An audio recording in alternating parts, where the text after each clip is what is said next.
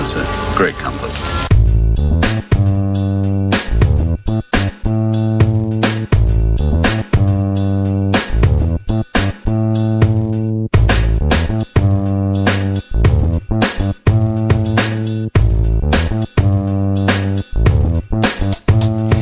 Nous sommes aujourd'hui le 13 avril 2018. Le 1er mars, il y a un mois et demi, le président Vladimir Poutine a fait un exposé de 2 heures devant des représentants du Parlement, de la Douma. Et dans la seconde partie, il a évoqué l'existence d'armes russes tout à fait exceptionnelles. Alors dans un premier temps, les Russes ont développé des armes balistiques conventionnelles, mais en accroissant énormément la portée. Donc écoutez ce que dit Poutine. Le système d'armes Voyevoda avait la portée de 11 000 km. Il n'y a pas de limite pour la portée de ce nouveau système d'armes Sarmat. Comme vous l'avez vu dans la vidéo, ce système d'armes pourrait frapper tout objectif via le pôle sud ou bien le pôle nord. Si vous prenez une map monde, vous voyez tout de suite que le chemin le plus court qui mène de la Russie aux États-Unis passe par le pôle Nord. Donc les armes transpolaires qui passent par le pôle Nord, qui ont des portées de 8 à 11 000 km, c'était l'armement standard, ce qui impliquait des armes antimissiles déployées au nord des États-Unis. Les Russes annoncent qu'ils ont développé un système Starmat avec des fusées beaucoup plus puissantes qui peuvent faire des attaques transpolaires en passant par le pôle sud. Et là, vous voyez sur cette image empruntée une des vidéos présentées par Poutine, les trajectoires alléguées qui effectivement ont des allongements considérables. Mais maintenant, Vladimir Poutine poursuit son discours. Ce n'est pas tout. Nous avons commencé à mettre en place des systèmes d'armes qui n'utilisent pas des trajectoires balistiques. Et cela veut dire que le bouclier antimissile perd son sens. Effectivement, s'agissant de protéger les États-Unis, on ne peut pas envisager un bouclier antimissile planétaire qui puisse prendre en charge toutes les approches, toutes les trajectoires. Ça n'est pas possible. Alors maintenant, écoutez bien la phrase suivante de Poutine. C'est la création de l'installation nucléaire de petite dimension qui équipe notre missile de croisière, qui possède les mêmes dimensions que le missile américain Tomahawk. Là, vous avez bien noté ce qu'il vient de dire. Il parle d'un petit générateur nucléaire qui est logé à bord d'un missile Tomahawk. Alors, qu'est-ce que c'est qu'un missile Tomahawk? Là, vous en avez une image. Il est en train de voler à 800 km/h à côté d'un avion américain. C'est un objet de ces petites tailles. Ça fait 5,40 m de long, 50 cm de diamètre. Ils peuvent être tirés à partir d'installations au sol, à partir d'avions, à partir de bateaux, à partir de sous-marins. Ce sont des machines qui se guident en suivant les reliefs du sol à une altitude qui se situe entre 20 et 100 mètres pour échapper au radar. Quant à leur portée, eh bien ça dépend de la charge qu'ils emportent. Alors quand ils ont une charge maximale, ils ont une portée de 1100 km. Et puis avec quelque chose d'un peu plus léger, c'est 2500 km. Maintenant, faites très attention à ce que dit Poutine. Il s'agit donc d'un missile de croisière russe qui est d'assez petite taille. Et voilà ce qu'il annonce concernant ses performances. Qui vole à basse altitude, qui est très difficile à détecter, avec presque la portée illimitée. Vous avez bien entendu, ce missile de croisière russe a une portée illimitée. Ça, c'est rigoureusement impossible avec une source d'énergie chimique. Donc c'est une source nucléaire. Poutine nous annonce que ce système est d'ores et déjà opérationnel. Nous avons constaté toutes les performances qui ont été prévues. D'où un premier système d'armes basé sur un missile de croisière qui a une portée illimitée et qui emporte son énergie sous forme nucléaire. Et ce qui nous permet de créer la nouvelle forme de notre système d'armes à base de missiles croisières avec le système embarqué énergétique. Avec sa source d'énergie d'origine nucléaire, ce missile de croisière a une autonomie absolument illimitée qui lui permet d'adopter n'importe quelle trajectoire totalement imprévisible. Et Poutine de conclure. Et avec la trajectoire imprévisible, donc ce système d'armes est invulnérable face à des systèmes modernes existants. Et à la fin de 2017, nous avons réalisé le premier lancement réussi de ce nouveau missile de croisière russe. Là, la vidéo montre la Terre avec un missile qui part et puis qui évite des zones en bleu qui représentent les zones de défense et qui finit par pouvoir attaquer la côte ouest américaine après avoir contourné l'Amérique du Sud. Comme vous le comprenez, rien de tel n'existe chez personne dans le monde. Ça, c'est évident. Et on peut se poser cette question parce que les Russes n'ont jamais bluffé en matière d'armement. Et là, c'est simplement la rupture qui existe entre la propulsion nucléaire et la propulsion chimique. Ça s'est passé avec les sous-marins et on a vu tout d'un coup des sous-marins nucléaires qui avaient une portée illimitée, qui pouvaient naviguer pendant des années sans jamais refaire le plein de carburant parce qu'ils n'ont pas de carburant. Vous imaginez bien que ce que les Russes ont adapté pour un missile de croisière aérien, ils se sont empressés de le faire pour des engins sous-marins.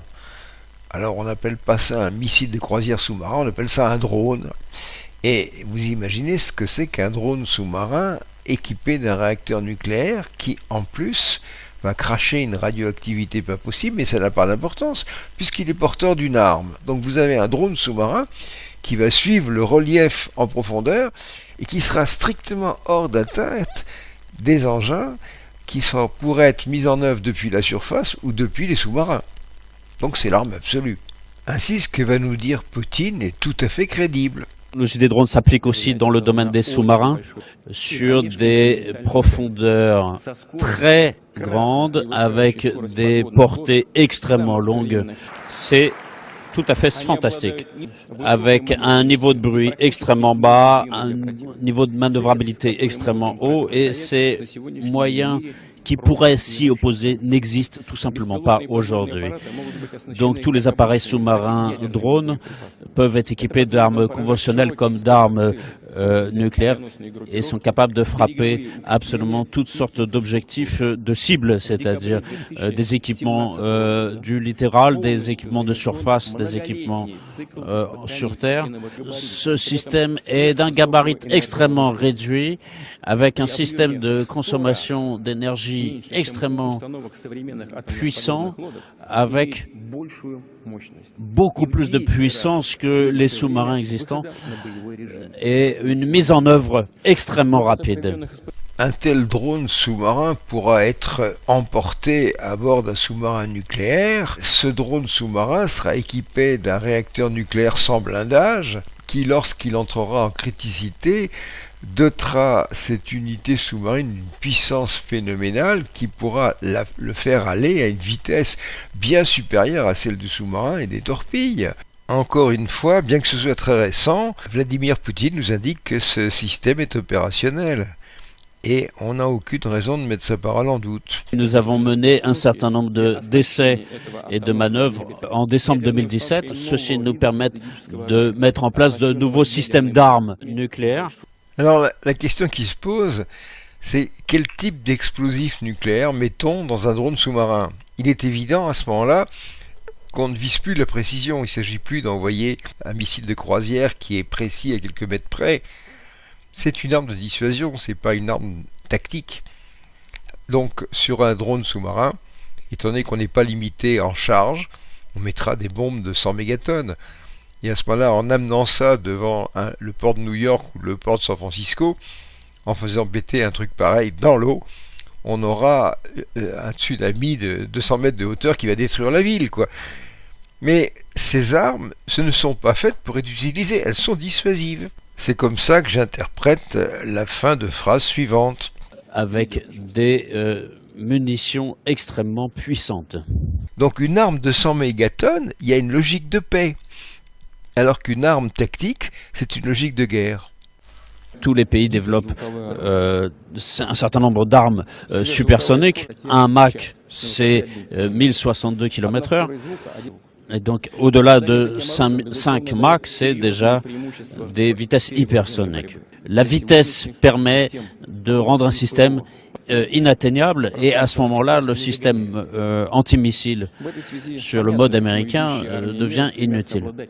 Donc évidemment, toutes les armées du monde aujourd'hui cherchent à maîtriser cette technologie pour avoir des armes contre lesquelles il n'y a pas de telle riposte. Aujourd'hui, mesdames et messieurs, la Russie est dotée de tels équipements.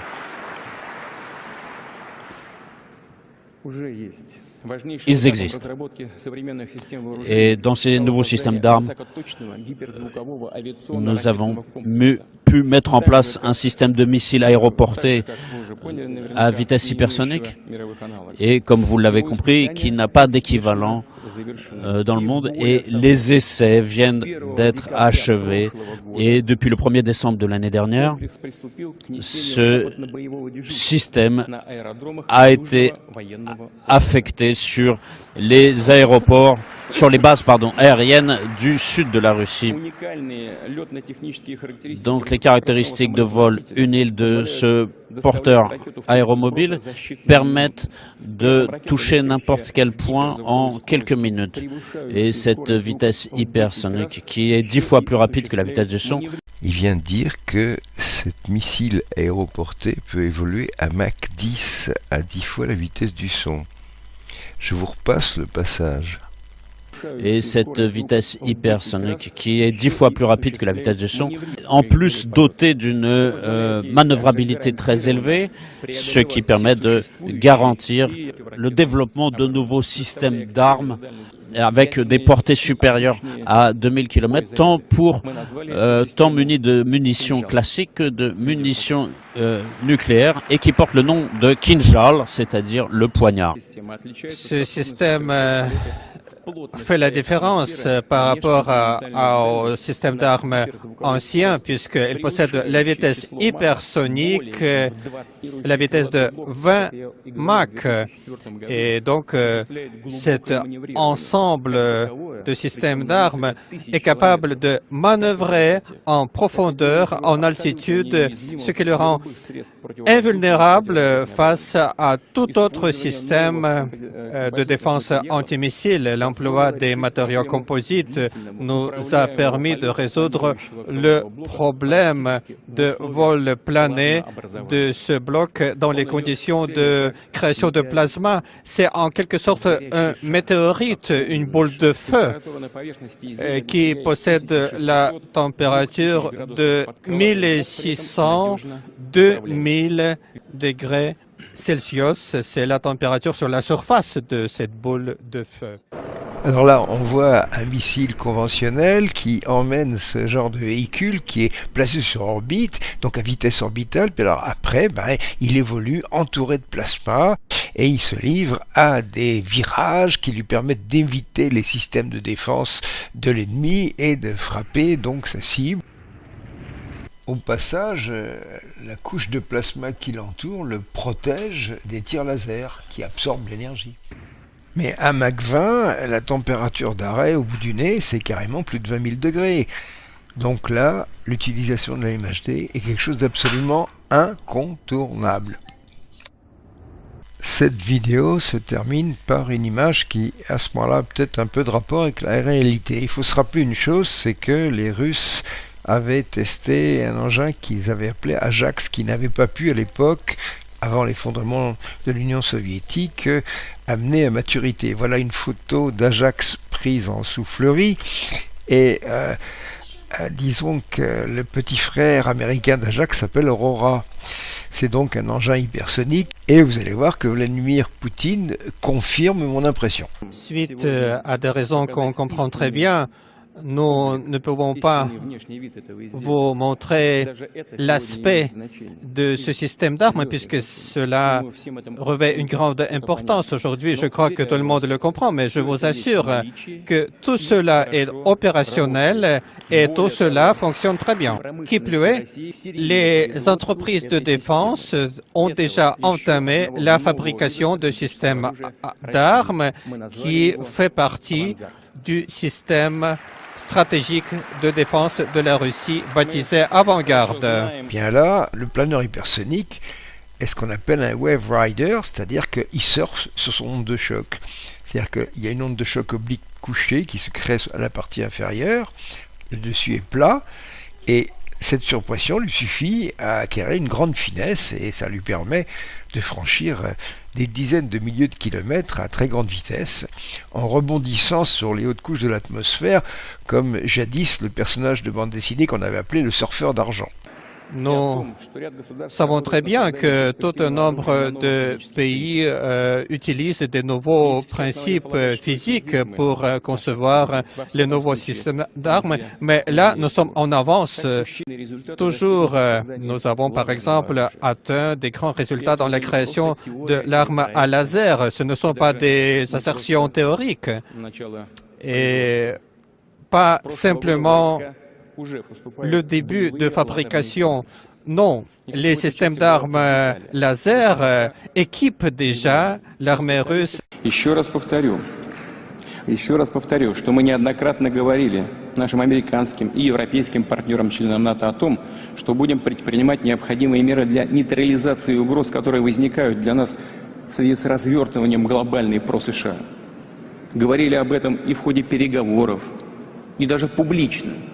Еще в 2004 году, после учения стратегических ядерных сил, в ходе которых впервые была испытана система, о которой я сейчас говорю, на встрече с прессой я сказал, неловко себя цитировать, но просто сегодня это будет к месту. Итак, было сказано, в условиях качественного и количественного роста военного потенциала других государств России необходим прорыв к тому, чтобы иметь оружие и технику нового поколения. В этой связи могу вас с удовлетворением проинформировать о том, что в результате проведенных в ходе этих учений экспериментов, положительно закончившихся экспериментов, мы окончательно убедились и подтвердили, в недалеком будущем на вооружение российской армии, ракетных войск стратегического назначения будут поставлены новейшие технические комплексы, которые в состоянии поражать цели на межконтинентальной глубине с гиперзвуковой скоростью и высокой точностью, с возможностью глубокого маневра как по высоте, так и по курсу. Должен сказать, что в том, что только что прозвучало, каждое слово имеет значение. Таких систем вооружения в данный момент нет ни у одной страны мира. Конец цитаты. Ну, конечно, каждое слово имеет значение, потому что речь шла именно о возможности обхода рубежей перехвата. Для чего мы это все делали? Для чего мы это говорили? Мы не делали, как видите, никакой тайны из наших планов, а говорили об этом открыто и для того, чтобы прежде всего побудить наших партнеров к переговорам. Повторяю, это был 2004 год. Даже удивительно, но несмотря на все проблемы, с которыми мы сталкивались там, в экономике, в финансах, в оборонной промышленности, в армии, но все-таки Россия оставалась и остается крупнейшей ядерной державой. Нет, с нами никто по существу не хотел разговаривать. Нас никто не слушал. Послушайте сейчас.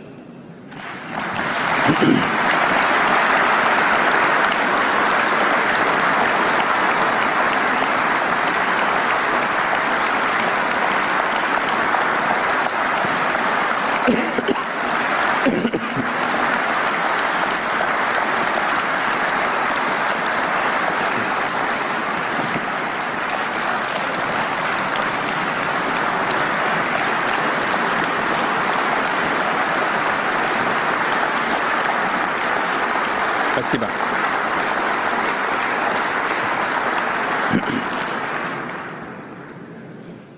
Quelle conclusion formuler à partir de tout cela?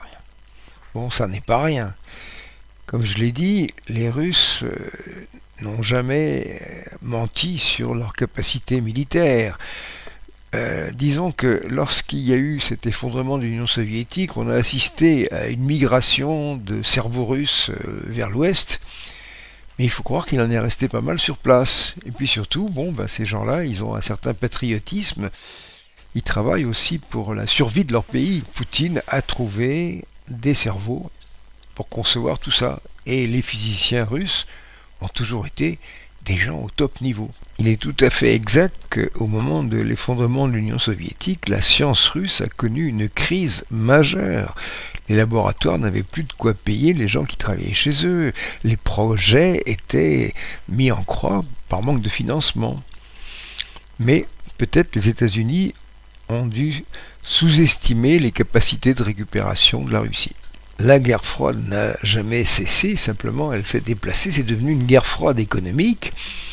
On a vu comme du temps de Reagan comment l'Amérique avait réussi à effondrer l'Union soviétique en la contraignant à une surenchère sur le plan des armements qui était épouvantable. Mais là, la Russie d'aujourd'hui a joué sur le qualitatif plutôt que sur le quantitatif. Lorsque Obama envoie sa flotte se promener en mer de Chine, c'est aussi pour provoquer les Chinois et les amener aussi à développer des armements qui seraient ruineux, qui pourraient compromettre leur économie. Mais peut-être que la Chine joue de la même façon sur le qualitatif, et il n'est pas nécessaire d'avoir des milliers de têtes nucléaires et des milliers de ceci, des milliers de cela. Il suffit d'avoir des bonnes armes qui sont impossibles à stopper, suffisamment dommageables pour que même en petit nombre, elles représentent une dissuasion valable. Guy passed by here in person and added on those 2 zeros. He was spitting mad when he saw what they was offering. He wasn't flattered. He said, "A measly $1,000 for me is much too little. I'm worth a lot more than that." That's right, he said that. And then he added the zeros on the 1,000. There isn't anyone got the guts to face that killer, eh?